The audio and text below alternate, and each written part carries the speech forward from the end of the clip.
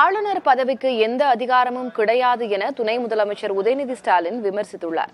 சென்னை துறைமுகம் சட்டமன்ற தொகுதிக்குட்பட்ட பகுதியில் பொதுமக்களுக்கு பொங்கல் பரிசு வழங்கும் விழாவில் பங்கேற்று பேசிய அவர் இவ்வாறு கூறினார். நாம தேர்தல் வேலை செய்யறோமோ இல்லையோ, ஆனா ஆளுநர் நமக்காக திமுகவுக்காக தேர்தல் வேலையை அவர் தினமும் செஞ்சு கொண்டிருக்கிறார்.